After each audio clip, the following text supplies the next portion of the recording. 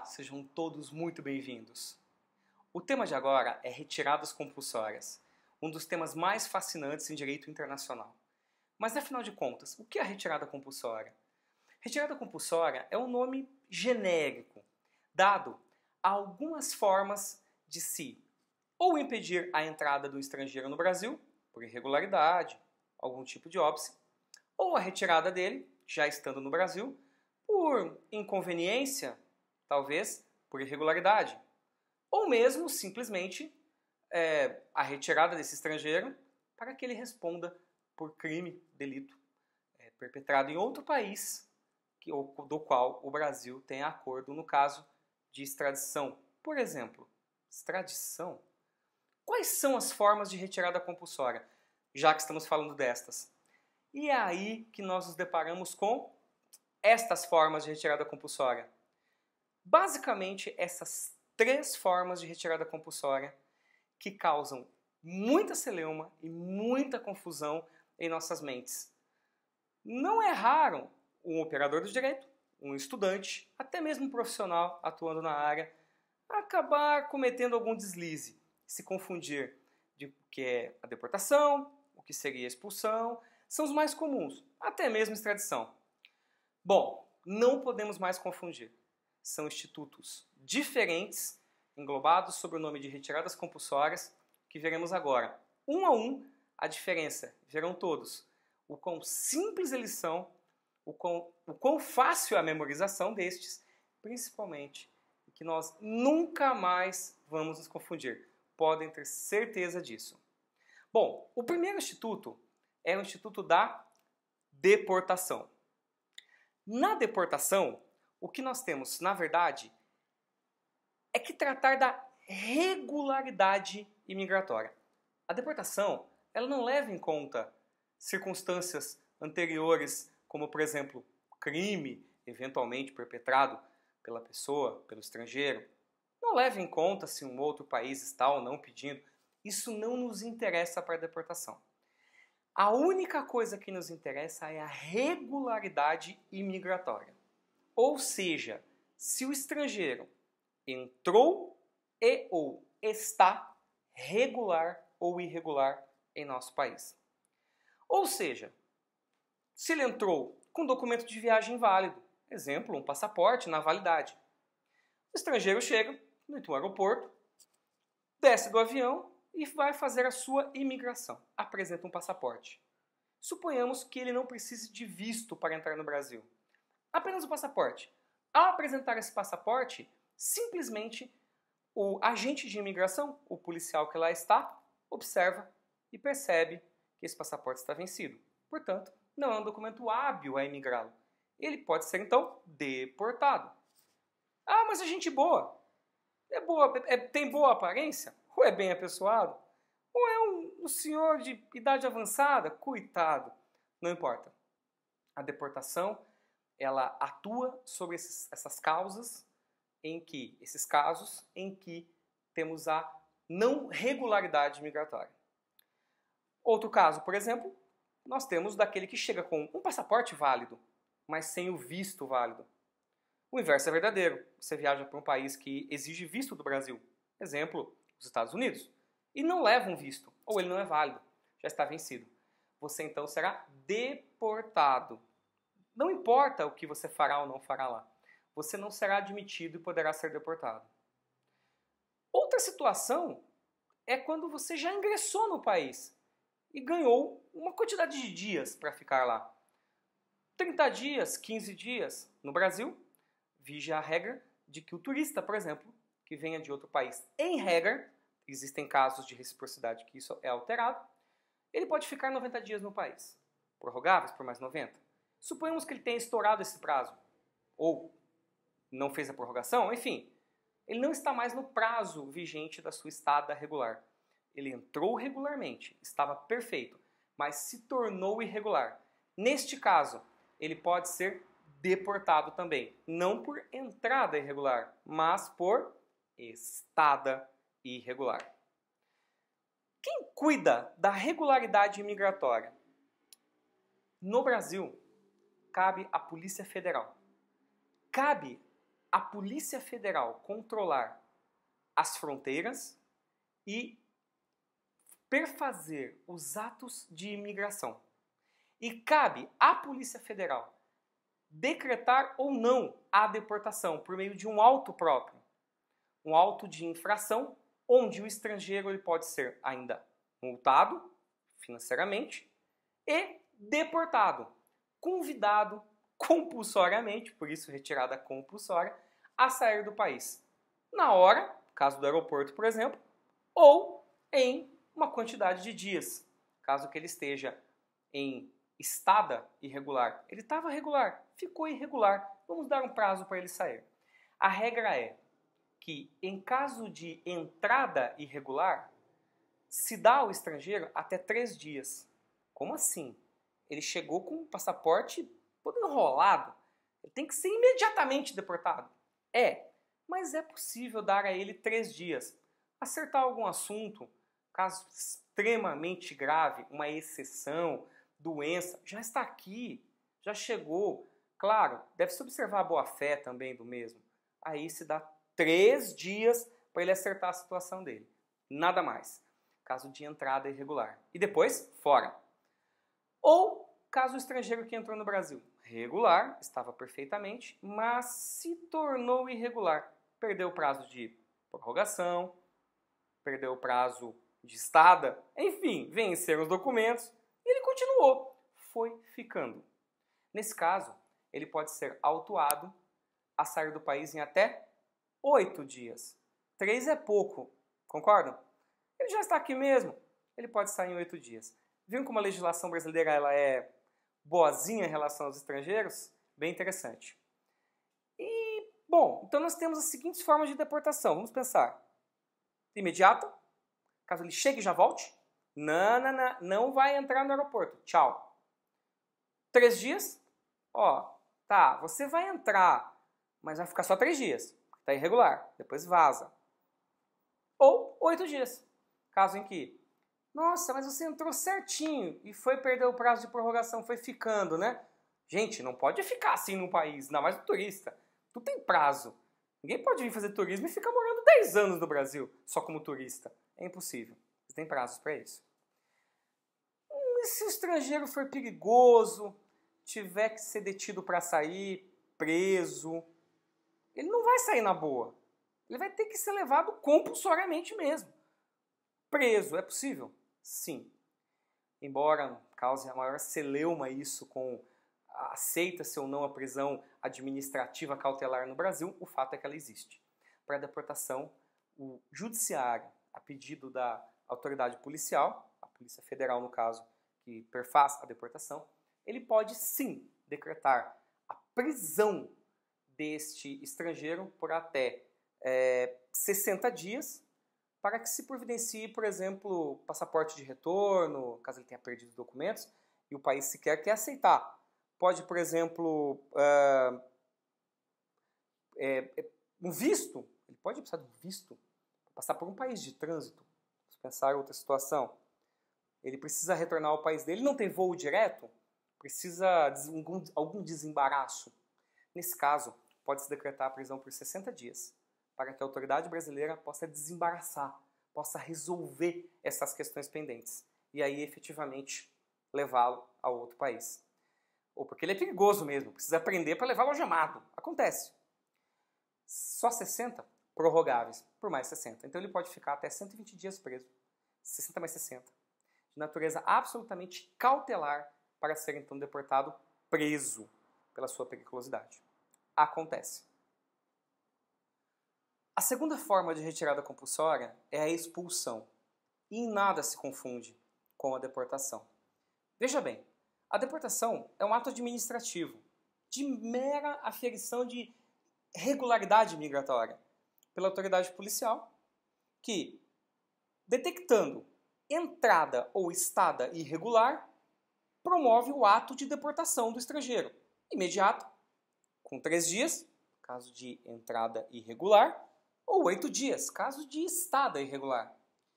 Uma vez sendo retirado do país compulsoriamente, pela deportação, ou seja, preso, porque tem a prisão, 60 mais 60, ou pelas próprias pernas, e até mesmo pelos próprios meios, o estrangeiro, quitada a sua dívida administrativa com a imigração brasileira, pagando multa, enfim, regularizando a sua documentação, pode voltar a qualquer momento. Claro, existem outros fatores de admissão ou não, mas esse não é mais impeditivo. Já a expulsão, ela é bem diferente. A expulsão é um instituto baseado na inconveniência ou na nocividade desse estrangeiro no Brasil. Veja bem, ele pode estar regular, ou seja, passaporte em dia, tudo certo, visto, nenhum problema. Mas ele pratica um ato que ele se torna ou inconveniente ou nocivo ao Brasil. Exemplo, é preso em flagrante cometendo um crime. Ou ele fala mal do gestor máximo do país, presidente da República, ele xinga o país, ele ofende um símbolo nacional, ele atenta contra alguma instituição, por um veículo de imprensa que seja, exacerbando o direito dele de liberdade. Nesse caso, ele exacerbou a liberdade de expressão, falou demais, falou o que não devia, atacou a soberania, falou mal dos nossos dirigentes, ou cometeu um crime, foi preso. Percebam, ele se tornou simplesmente nocivo, se tornou um chato. Não é um chato simplesmente, mas ele se tornou assim, alguém que ninguém quer aqui. Porque ele fica atacando, falando mal do país. Gente, não é exercer apenas o direito de liberdade de expressão, falar mal, falando verdades sobre alguma irregularidade que observou, ou expressando a sua opinião. Falando mal, xingando, adjetivando. Exemplo, o presidente da República é bêbado. Um jornalista estrangeiro, atuando no Brasil, teria lançado adjetivos de que o nosso ex-presidente da República, o senhor Luiz Inácio Lula da Silva, seria bêbado. E lançou isso usando o meio de comunicação. Ele se tornou inconveniente aos interesses nacionais. É uma forma, não é só a prisão. Mas a mais comum é a prisão. É aquele estrangeiro que vai pegar droga utilizando de seu passaporte, seu acesso a um outro país, a entrar fácil em um país consumidor e acaba, infelizmente, sendo preso. Aliás, felizmente sendo preso. Infelizmente porque levava a droga, por exemplo, e foi preso. Esse estrangeiro, ele, ao ser detectada a inconveniência e nocividade, ela é comunicada. Ela é comunicada ao Ministério da Justiça, que, por meio de seus, vamos dizer, plenipotenciários, é uma expressão bem bacana utilizada dentro da diplomacia, aqueles outorgados, delegados, as pessoas que foram delegadas a isso, enfim, por meio de pessoas devidamente investidas nessa capacidade, que não é necessariamente o ministro da Justiça, mas pessoas de confiança na hierarquia que têm essa atribuição, fazem uma análise em nome do Ministério da Justiça e, constatado que estão presentes os requisitos de nocividade ou inconveniência, indiciariamente requisitam à Polícia Federal a instauração de um inquérito de expulsão. Aí todo mundo, opa, para tudo. Por que inquérito de expulsão? É mais fácil já decretar a expulsão. Não é tão simples assim. A consequência da expulsão é muito gravosa. Na deportação, lembre-se que eu disse, basta pagar a multa, regularizar a situação e voltar. Na expulsão, não. Na expulsão, o estrangeiro, uma vez expulso, ele se torna impedido de voltar ao país, até que seja, por algum meio, anulada ou cancelada essa expulsão. Ele nunca mais pode voltar ao Brasil. Toda vez que tentar ingressar, ele será ou deportado imediatamente, ou ele será preso pelo ingresso irregular. Existe um tipo penal específico para isso, inclusive, que é o reingresso de estrangeiro expulso, artigo 338 do Código Penal, onde ele vai cumprir a pena, porque é um crime, e depois vai ser expulso de novo. Olha a gravidade disso. Ah, se é tão gravoso, não pode ser algo simplesmente decretado assim ao bel prazer. Ah, vamos expulsar fulano. Não. A expulsão, ela precisa, nesses casos em específico, ela tem que ser decretada por meio de um procedimento, que é quase um processo, chamado inquérito de expulsão. Nesse inquérito de expulsão, ele tem uma conotação, ele tem um contorno de processo, porque ele tem contraditório.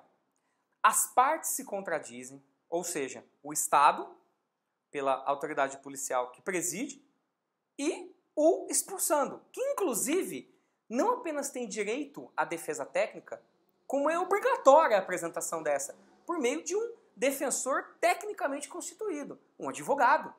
Não pode ser um leigo. Ou seja, um advogado obrigatoriamente tem que defendê-lo. Se não tiver um para ser contratado, não tiver condições, pode ser nomeado um defensor público da União, no caso, que tem atribuição para tanto. E fará a defesa deste, para que ele possa não ser expulso, ou quem sabe até, enfim, que se decrete da forma mais legal possível e justa tal expulsão. Como assim decreta a expulsão? Uma vez o Ministério da Justiça, entendendo que estariam presentes os requisitos da inconveniência ou da nocividade, requisita a instauração do inquérito de expulsão.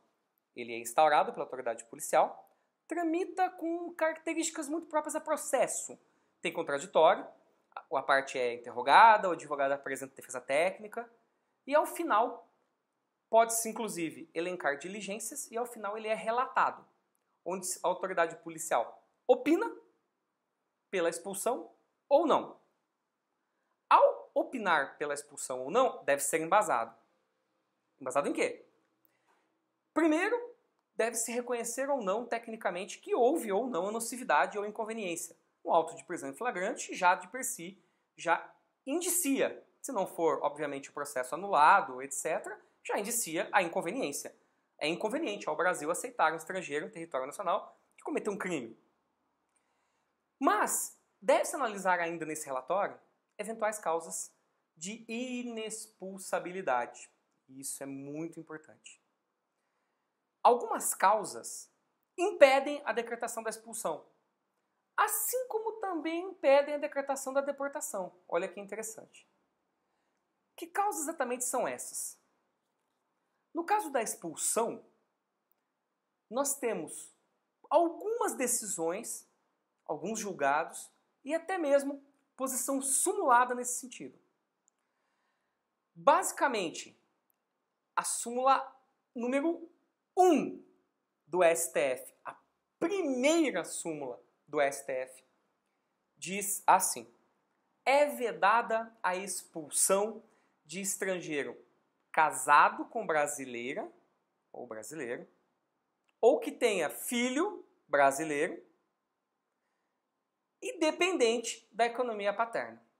Uau! Calma. Essa súmula é a 1, é bem antiga. Ela foi sucedida de outros julgados, jurisprudências e habeas corpus e ações, enfim. Que ao final, nós temos que entender que se o estrangeiro, homem ou mulher, não importa, alegar e comprovar a existência de um filho, por exemplo, basta para que não seja decretada a expulsão deste. E aí, vocês vão me dizer, não, mas pela súmula tem que ser comprovada a dependência econômica.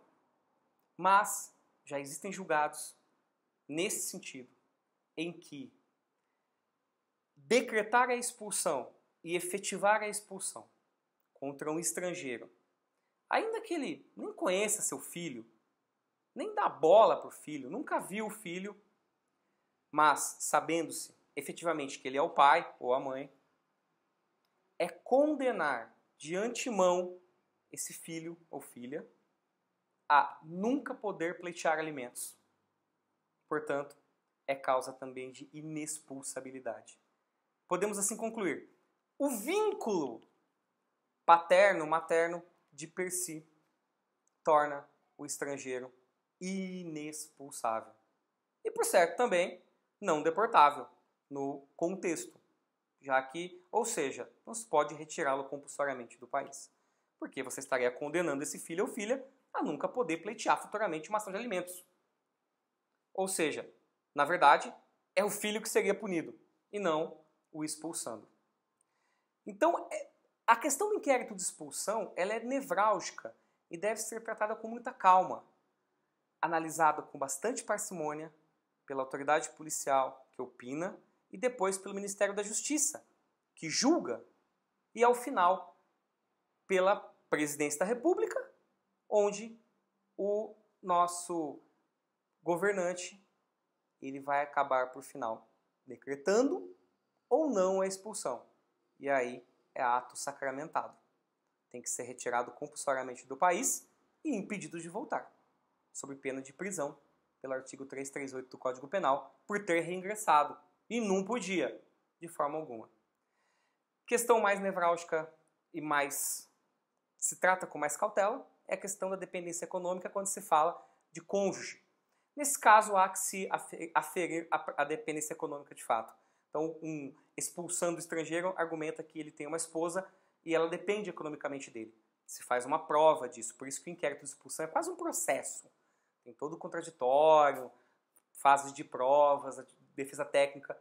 E ao final, se comprovado que a esposa ou o marido vive mesmo sob dependência econômica do outro cônjuge, também não se vai decretar a expulsão. Também nesse caso, pelo mesmo fundamento. Ou seja, você vai condenar o cônjuge a não poder ter mais a assistência econômico-financeira. É possível prender para expulsão? Sim, exatamente como na deportação. E com a mesma celeuma. É uma prisão de natureza administrativa cautelar, aquela que muitos dizem que foi abolida com a Constituição Federal de 1988. Existe. O judiciário, o juiz, vai analisar os casos concretos e decreta, no caso, o juiz federal, decreta a prisão para fins de expulsão. Por 90 dias, a deportação era 60, aqui é 90, mais 90. Lá era 60, mais 60. Aqui é 90, mais 90. Neste caso específico, decretada a prisão para fins de expulsão, a autoridade policial, que é imigratória, no caso a Polícia Federal, começa os trâmites para permitir a retirada desse estrangeiro do país. Promove a expedição do passaporte dele junto ao consulado ou embaixada, consegue os vistos de trânsito dos países por onde tiver que passar, prepara a escolta de policiais, caso tenha que levá-lo, ele tem algum grau de periculosidade, vai ter que colocá-lo no avião, levar e deixar ele no país dele, com a autoridade policial e migratória de recepção. Então tem todo um trâmite que leva, normalmente, sim, 90 dias ou até mais. Por isso está prevista a prorrogação.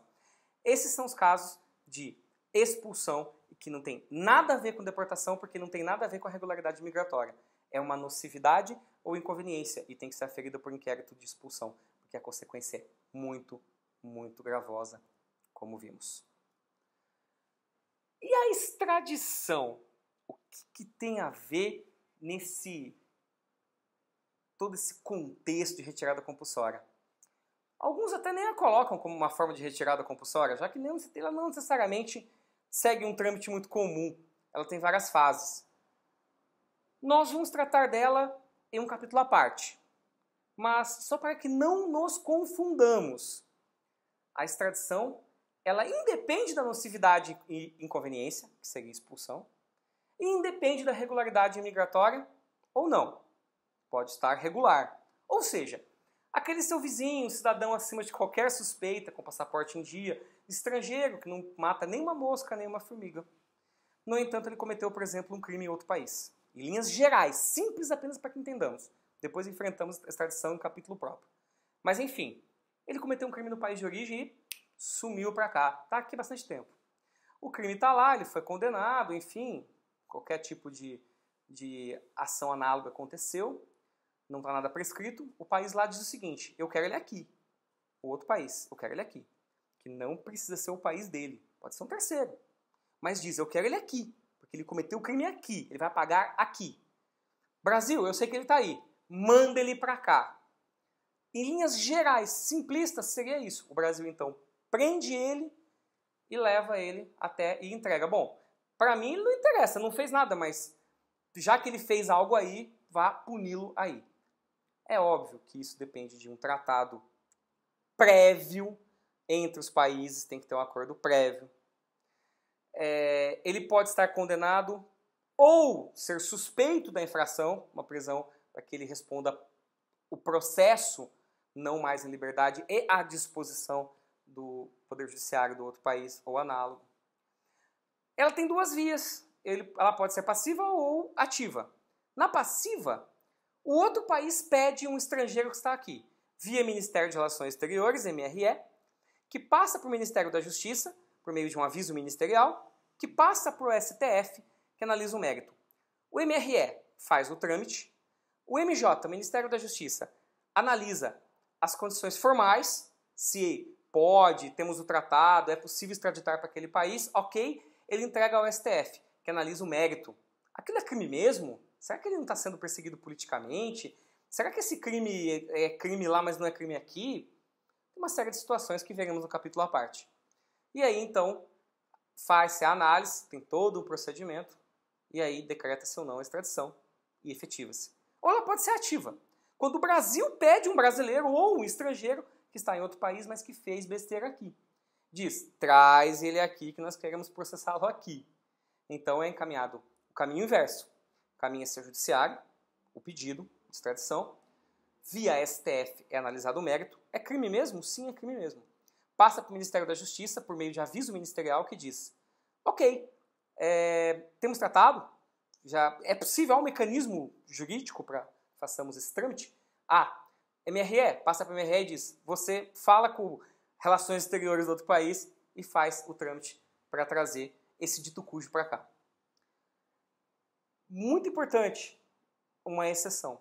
Nesse caso, que veremos quando formos estudar a extradição com mais detalhes, já que ela merece um capítulo à parte, é que diferente da expulsão e da deportação, em que bastava a mínima prova de que há um filho, portanto, ainda que o expulsando nunca viu esse filho na vida, não conhece, não tenha contato com ele algum,